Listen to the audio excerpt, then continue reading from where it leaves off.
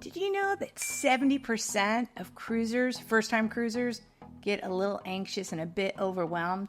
It might be because they've heard all about how small the cabins are, and they think, how am I going to stay organized? What essentials do I need to bring? In this video, I'm going to give you all the tips and tricks to get your first cruise just the way you want. It's also important to know exactly what your cabin steward can do for you. So stick around till the end of the video where I'm going to give you a list of all the things that you can ask your cabin steward for to help your cabin become a home away from home. The first tip is to get the right cabin in the right location. I'm going to start with location first. Let's come on over. So when you're booking a cabin, you want to have a cabin so let's just say this is your cabin right here. Well, that's a good one. Why? Because it's the 5-side rule. You've got a cabin above, a cabin below, a cabin to each side. The last one you can't see because the last one would be you would have a cabin across the hall from you. Why do you need a cabin across the hall? Well, if you have a cabin across the hall, that means there's not like a crew work area where you might be hearing the crew day and night doing their job. So the 5-side rule is a great one to remember when booking your cabin. In addition to the 5-side rule, you might also think about booking your cabin near the end of a hall. Why? Because then when people are walking up and down the hall, you're at the end of the hall, so they won't be walking it up and down because you're going to be way down there. Next, you want to think not to get a guaranteed cabin. The reason why is guaranteed cabins are cheaper, but you don't get to pick your cabin. The cruise line picks it for you, and you never know where they're going to pick it. And then the last one is you might want to think you get notifications for upgrades so you can upgrade your cabin. That also might not be great because, again, the cruise line's picking your cabin for you. Better to maybe go in and try a mock booking so you can see how much more would it cost to get a higher cabin grade if that's what you're interested in. The next thing you want to think about is what type of cabin you want. So there's different kinds. Let's take a look. You have inside cabins. Inside cabins are the most economical cabins. So they can be either a queen bed or these beds actually can be split into 2 twins. So that's an inside cabin. I often go for an inside cabin because I don't stay in the cabin very often and it's cheaper. Next, you've got your ocean view cabin. Your ocean view cabin has a porthole. You cannot open those windows though. So you can see out, you get some natural light, but you can't open the window. The next type of cabin is a balcony cabin. Balcony cabins have a balcony. You know, some cruise lines like Celebrity, they call it a veranda cabin. Same thing. So a balcony cabin has seats outside and you can open the door and get fresh air. So balcony cabins are a really nice option, especially if you're going places where there's a lot of scenery, like in Norway or in Alaska. After that, you've got a mini suite. Mini suites are one room, but you can see they kind of separate them out. So you kind of have a different area and they're larger. Each of these categories gets larger and larger. And finally, the largest cabin that they have is suites. There's all different kinds of suites, but suites have more than one room and they have more space. Some cruise lines even have suites that are 2-story. They're huge, but just a general suite you can see, or this is a suite you can see has a couple different rooms. Those are the different types of cabins. So at that point, you just want to decide which is best for you and which fits in your budget. If you don't plan on going out very often, you want to stay and enjoy just being in your cabin, you'd probably want a balcony or higher. If you're like me and you're always out and about on the ship, you can get away with an interior cabin or even an ocean view. Tip number 2 is more of a category. So this is a category of clothing. So here's some tips. Before you even go on your ship, you might want to get some packing cubes. Packing cubes are great. You can get them in different colors. So for example, I have 2 colors. I have one for me and one for my husband, Noah. So that's great. And these just keep everything nice and organized, and they actually help you too when you're unpacking. So you unpack the things that you hang up, and then the rest you can just leave in your packing cubes. The next thing I want to talk about is hangers. So in your cabin, you're going to have hangers like this, and then you'll have hangers with clamps. The clamps on the hangers are metal. And I got a tip from a viewer one time. And she said, get these kind out of your closet because they can snag your delicate clothes. I don't get them out because I need them for my pants. But what I do is I just keep that separate. I keep one side of the closet has the clamp kind of hangers and the other side has this kind of hangers. After you unpack, you stow your luggage under your bed. There's plenty of space. You do want to unpack that very first day because if you don't, the hangers in the closet bang together. And here's something to think about too. If you're going to put your luggage out for disembarkation, you'll want to make sure that you take the hangers down because the last night, oh my gosh, on our first cruise, they were banging around like, what is that? And then we realized it was the hangers. Once you've unpacked, you might find that some of your clothes are a little wrinkly. So here's a few tips. First of all, you can't bring an iron on a cruise and you cannot bring a steamer. Many ships have some place where you can go and iron your clothes, but I don't want to do that when I'm on a cruise. So what I do is I bring a wrinkle release. You just put a couple spritz on your clothes, and then when you take a shower, you can hang them in the bathroom, and the steam helps those wrinkles kind of hang out. Those wrinkled clothes, well, after you wear them and they're really wrinkled, you got to have some place to put them. So I always bring a pop-up hamper that always is super surprising to me, and I just keep this in the closet.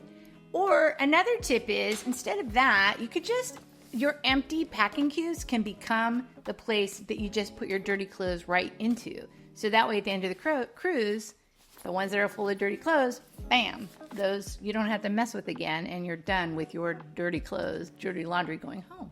The next tip has to do with getting power to all of our devices, getting them to our iPhones and iPads and, well, anything else you need to charge. First thing you need to know is you cannot bring a surge protected power bar or power strip. Nothing with surge protection.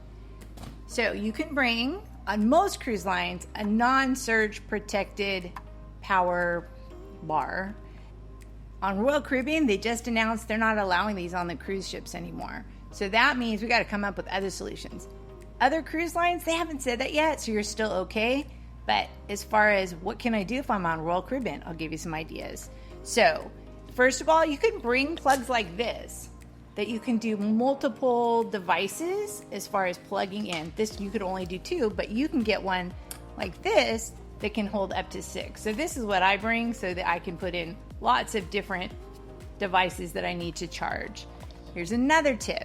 Bring an extra long charging cord like this. This one's really long. It's like 10 feet long. This is great because then if you only have one plug in your room that's over by the desk area, you can get power closer to you at your bedside. Here's another solution for that. Bring power banks. So your power bank, you can charge it during the day, and then you can put that next to your bed at night so you can charge your phone at night. So power banks are another solution for how to get power around the room when you're not, or if you're not allowed to bring a non-surge protected power bar. I would say my favorite cruise essential is magnets. These kind of magnets work great for keeping things off your desk, like your itineraries, any kind of paperwork, just slap them on the wall. These are a lifesaver. Magnet hooks, oh my gosh. No matter whether you're traveling to Alaska or traveling to the Caribbean, these can work when you have wet clothes. On our last cruise to Alaska, we were stuck in the rain. I had like 12 of these all over the wall of the cabin with our jackets, our hats, our ponchos getting dry. So don't forget your magnet hooks. I'll put a link in the description below. Tip number 5 has to do with your bathroom and keeping your bathroom comfortable and organized. So the first thing is you want to bring travel-sized items. So travel-sized, anything that you're going to bring. Your cabin will have shampoo, conditioner, and bath wash for your bathroom. They might have liquid hand soap, but they might not. So I always bring some liquid hand soap in like a travel-sized container because I prefer liquid to a bar. Next, besides your travel size, you'll want to bring this for the bathroom. This is called poopery. So what you do is right before you need poopery, you spray it into the toilet, and then it really helps with the smells because your cabin, especially if you have an interior cabin or a ocean view cabin, there's no windows. So this will help with that. Here's some tips of what your cabin steward can do to help make your cabin exactly how you want it. So first of all, you can ask for the bed can be in 2 or in 1. So you get 2 twin beds or 1 queen bed. You usually ask for that. You put it when you're booking your cabin in the first place, but if for some reason it's not the way you want, no problem. They'll fix it for you right away. Next, you can ask for extra pillows. You can ask for extra blankets.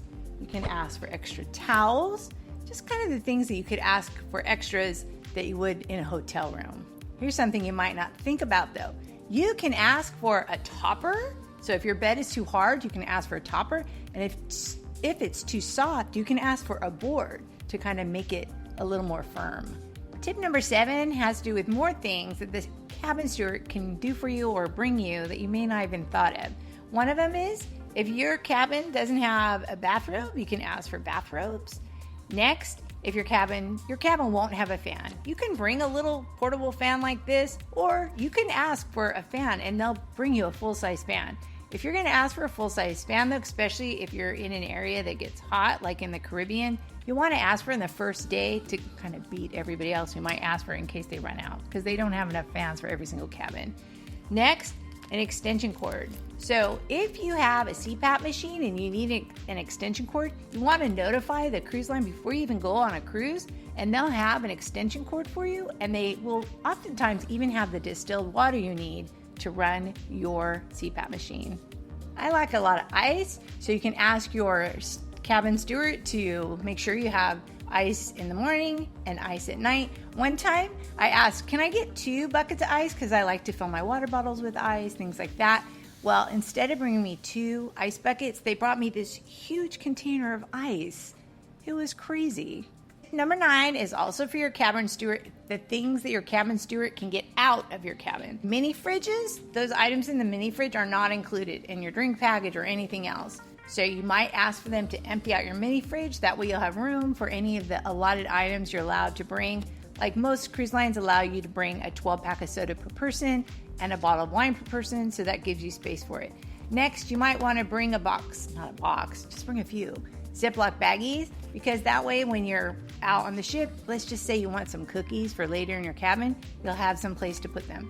Something to know is you might be, I'll just fill up and pack up a lunch to bring on shore. That you're not allowed to do that. So you're not allowed to take food from the ship onto land when you go out, like on your excursions. Oh yeah, Noah just reminded me. Noah's my husband, who's our cameraman. He just reminded me, you do want to maybe bring a couple gallon-sized Ziploc bags. They work for a lot of things, but one thing that I always use them for is putting things into them when I put them in the safe. So you want to make sure you're locking up all your fancy jewelry, your credit cards, your cash, your passports. So it's nice if you put them in a Ziploc baggie. That way you make sure you get everything out on your last day. No earrings are left in the back corner. A couple other items that you might bring, they're not essential, but they're kind of nice, is I bring Post-it notes. It's a good idea to bring some Post-it notes. This way you can leave notes for your cabin steward. So you can leave your note, put on a mirror or something, and they can see, please give me extra towels, extra ice, whatever. It's also a good idea if you don't decorate your door to maybe just slap one of these on your door, and that makes it easy to find when you're going down the hall. I also bring thank you notes. So your cabin steward, they're great. They do a lot for you, and they're really hardworking people.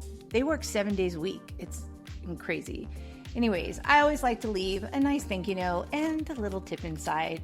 Now, that's just a personal preference. You do pay automatic gratuities as part of your cruise, but I always like to give just a little bit extra.